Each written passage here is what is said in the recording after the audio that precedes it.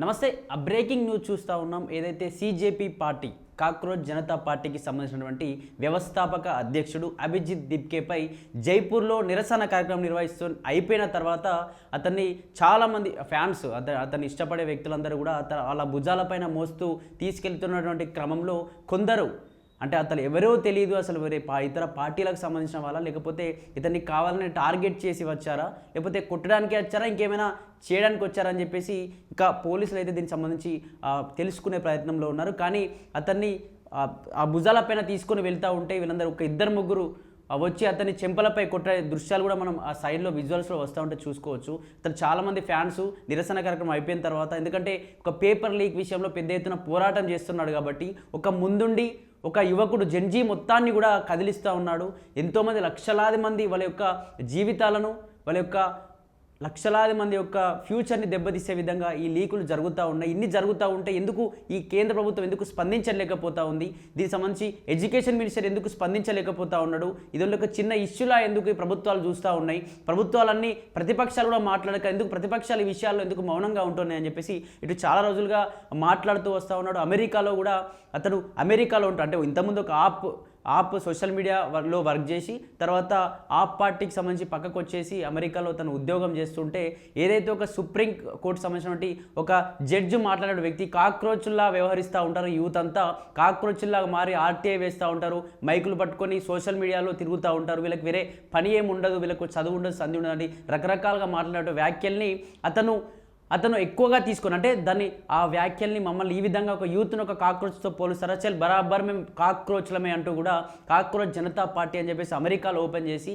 దాన్ని సోషల్ మీడియాలో ఇన్స్టాగ్రామ్లో కావచ్చు, సోషల్ మీడియా మాధ్యమాల్లో ఫేస్బుక్ లాంటి మాధ్యమాల్లో పెట్టి ఎంతోమందిని ఫాలోవర్స్ను ఆకర్షించుకున్నాడు. అతను కొన్ని డిమాండ్స్ పెట్టాడు, ఒక 5 రకాల డిమాండ్స్ కూడా పెట్టాడు. అందులో ముఖ్యంగా మహిళలకి 33% రిజర్వేషన్స్ ఇవ్వాలని చెప్పేసి, లేకపోతే జడ్జిలకు వాళ్ళ యొక్క పదవి ముగిసిన తర్వాత మళ్ళీ ఎందుకు రాజకీయాల్లోకి తీసుకుంటా ఉన్నారని చెప్పేసి ఈ రకమైన డిమాండ్స్, అలాగే పేపర్ లీక్స్ విషయంలో ఖచ్చితంగా ఒక చట్టాన్ని తీసుకురావాలి, లీక్స్ ఏ విధంగా అవుతా ఉన్నాయి ఏంటి అని చెప్పేసి దీనికి సంబంధించి దర్యాప్తుకు ఒక సంస్థ కూడా ఏర్పాటు చేయాలని చెప్పేసి రకరకాల ఒక 5 డిమాండ్స్ కూడా పెట్టారు. ఈ 5 డిమాండ్స్లో దాదాపు మొదటిసారిగా ఈ ప్రోగ్రాం పెట్టాలని అనుకున్నప్పుడు మొదటిసారిగా జంతర్ మంతర్ ఢిల్లీలో ప్రోగ్రాం ఏర్పాటు చేసినందుకు లక్షల్లో జనాలు అక్కడికి వచ్చారు. జనజీవితం మొత్తం కూడా అక్కడికి వచ్చి నిజంగా పేపర్ లీక్ అవ్వడం ఏంటి, పేపర్ లీక్ ఖచ్చితంగా కేంద్ర విద్యాశాఖ మంత్రి కూడా ఖచ్చితంగా దీనికి సంబంధించి బాధ్యుడే కాబట్టి అతను రాజీనామా చేయాల్సిందే అని చెప్పేసి కూడా ధర్మేంద్ర ప్రధాన్ కూడా రాజీనామా చేయాలి.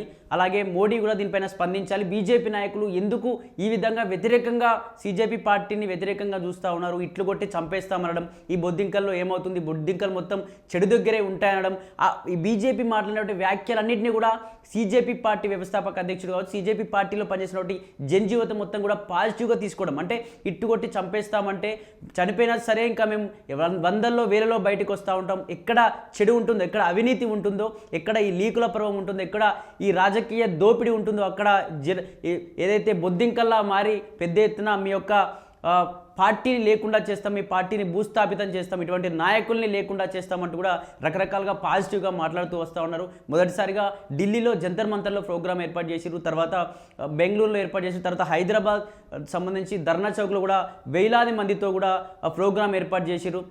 దానికి సంబంధించి ఈరోజు జైపూర్లో ఏర్పాటు చేసిరు, అలాగే రోజు ఏర్పాటు చేస్తూ ఉంటారు. దీనికి సంబంధించి చాలామంది సామాజికవేత్తలు కావచ్చు, చాలామంది మేధావులు ఇందులో హాజరవుతూ ఉన్నారు. మొన్న చూసుకున్నట్టయితే తులసి చంద్ కావచ్చు, అలాగే లద్దాఖ్లో పెద్ద ఉద్యమంలో పాల్గొన్నటువంటి వ్యక్తి, ఉద్యమాన్ని ముందుకు నడిపినటువంటి వ్యక్తి, సామాజికవేత్త, అలాగే విద్యావేత్త, పర్యావరణవేత్త అయినటువంటి సోనామ్ సాంఘ్వి కూడా ఇక్కడ ధర్నా చౌక్ రావడం జరిగింది. అతను కూడా ఈ లీక్ సంబంధించి ఎందుకు లీక్ అవుతూ ఉన్నాయి, ప్రభుత్వాలు ఎందుకు మాట్లాడలేకపోతా ఉన్నాయి, ఎడ్యుకేషన్ మినిస్టర్ స్పందించకపోతే రాజీనామా చేయాల్సిందే, ఎందుకంటే అతని బాధ్యత. అంటే ఇక్కడ బీజేపీ నాయకులు కొందరు మాట్లాడేటువంటి అంశం ఏంటంటే అది దానికి సంబంధించి ఏదైతే నీట్ యాజమాన్యానికి సంబంధించిన ఇష్యూ, అది నీట్ యాజమాన్యం తప్పు చేస్తే ఇతనెందుకు విద్యాశాఖ మంత్రి రాజీనామా చేయాలి, మీరు కావాలనే బీజేపీనే తప్పు బూచిగా చూస్తూ ఉన్నారు. ఎప్పుడు చూడు బీజేపీ పైన వెంట పడుతూ ఉంటారు. వీళ్ళంతా అసలు ఈ దేశవాసులు కాదు, వీళ్ళంతా ఉగ్రవాదులు, వీళ్ళంతా రకరకాల వ్యక్తులు పాకిస్తాన్ కోసం నినాదాలు చేస్తూ ఉంటారు. పాకిస్తాన్ ఇతర దేశాల కోసం పనిచేస్తారు తప్ప మన దేశం ఎప్పుడు నాశనం కావాలని చూసే వ్యక్తులు, దేశాన్ని ఎప్పుడు సపరేట్ చేద్దామని చూసేటువంటి ఇదంతా ఉగ్రవాద సంస్థ ఇదంతా అంటూ కూడా రకరకాల సోషల్ మీడియాలో మాధ్యమాల్లో యుద్ధం జరుగుతూ ఉంది. ఈ యుద్ధాలంటే కూడా పాజిటివ్గా తీసుకొని నిజంగా ఉగ్రవాదులం అయితే ఓకే, కానీ దీనికి సంబంధించి ఇష్యూ తేలిన తర్వాతే మేము ఏం కావాలనుకున్నా సరే కానీ ఫస్ట్ ఈ ఇష్యూకి సంబంధించి అన్ని డీటెయిల్స్ అన్ని బయట పెట్టండి.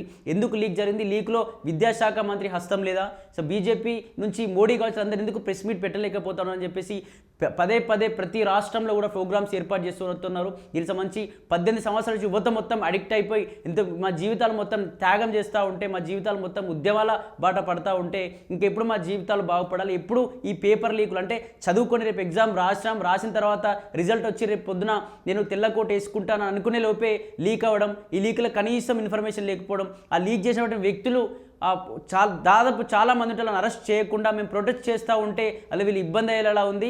ఈ పెద్ద ఎత్తున కూడా లా అండ్ ఆర్డర్ ఇష్యూ వచ్చేలా ఉంది. దేశవ్యాప్తంగా నిరసనలు కొనసాగుతూ ఉన్నాయి. ప్రభుత్వానికి మళ్ళీ మైనస్ ప్రజల్లో కూడా ప్రభుత్వానికి వ్యతిరేకత వచ్చే ఛాన్స్ ఉంది కాబట్టి ఖచ్చితంగా వాళ్ళని అరెస్ట్ చేయాలని చెప్పేసి ఆ ప్రొటెస్ట్ నిర్వహించిన చాలా రోజుల తర్వాత అరెస్ట్ చేయడం, కనీసం విద్యాశాఖ మంత్రి దీనికి సంబంధించి స్పందించకపోవడం, దీన్ని ఆరా తీస్తాం మళ్ళీ జరగకుండా చూస్తామని చెప్పడం.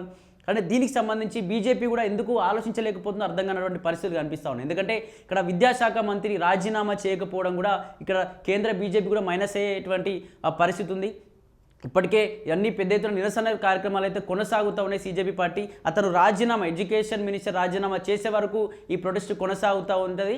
అప్పటి వరకు కూడా ఎవరు కూడా విరమించుకుని యువత ఇంకా పెరుగుతూనే ఉంటుంది. యువత ఎక్కువ అయిపోతూ ఉంటాం కానీ ప్రశ్నించే వాళ్ళు ఎక్కువ పెరిగిపోతూ ఉంటాం కానీ ప్రభుత్వాలకు భయపడి లేకపోతే ఈ పోలీసు బలగాలకు భయపడి మేము అసలు విరమించుకోము. ఖచ్చితంగా ఈ నీట్ పేపర్ లీక్ అనే అంశం ఇది ఒక చారిత్రక అంశం. దీనికి ఖచ్చితంగా దీనికి సంబంధించి పూర్తి డీటెయిల్స్ బయట పెట్టే వరకు అతను రాజీనామా చేసే పోరాటం ఉంటుందని చెప్పేసి సీజేపీ అధ్యక్షుడు అభిజిత్ దిప్కే చాలాసార్లు మాట్లాడుతూ వస్తారు. దీనికి సంబంధించి ప్రకాష్ రాజు కావచ్చు, ఎంతోమంది మేధావులు కావచ్చు అందరూ సపోర్ట్ చేస్తూ వస్తూ ఉన్నారు. దీనికి సంబంధించి ఈరోజు జైపూర్లో కూడా నిరసన కార్యక్రమాలు ఉన్నాయి. ఈ నిరసన కార్యక్రమంలో పాల్గొన్నాడు. అంతా అయిపోయి లాస్ట్కు అతని యొక్క అభిమానులు అతని కోసం వచ్చిన అతను చూడడానికి వచ్చిన వాళ్ళందరూ కూడా అతన్ని భుజాన పైన ఎత్తుకొని వెళ్తూ ఉంటే కొందరు ఆ వెళ్తున్నటువంటి క్రమంలో కొందరు అతని చెంపలపైన దాడి చేయడం చూసినాం.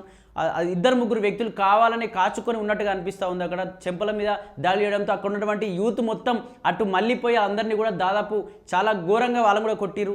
తిరిగి వాళ్ళపై కూడా దాడి జరిగింది. అసలు ఈ దాడికి గల కారణాలు ఏంటి అని చెప్పేసి ఆరాధిస్తూ ఉన్నారు. నిజంగా అంత పెద్ద ప్రొటెస్ట్లో ఓన్లీ ఆ 3 వ్యక్తులు అంత ధైర్యం చేయగలిగిర్రు అంటే దాదాపు 1000 మంది ఉన్నటువంటి ఆ జనారణ్యంలో 2-3 వ్యక్తులు వచ్చి ధైర్యంగా కొట్టగలిగారు అంటే వాళ్ళని ఎవరు పంపించుంటారు, అసలు ఏం జరుగుతుందని చెప్పేసి కూడా దానికి సంబంధించిన వాళ్ళందరూ కూడా వాళ్ళను కట్టేయడమా లేకపోతే అక్కడ వాళ్ళని నిల్చోబెట్టి ఎవరు పంపించారు ఏంటి అని చెప్పేసి క్వశ్చన్స్ కూడా అడుగుతున్నట్టు తెలుస్తుంది. మరి చూడాలి అసలు ఎవరు పంపించారు ఏంటి, నిజంగా అతనిపైన ఓన్లీ ఈ దాడి అతని మీద లేకపోతే చంపే ప్రయత్నం ఏమైనా జరిగిందా ఏంటి అని చెప్పేసి పూర్తి విషయాలు తెలియాల్సి ఉంది.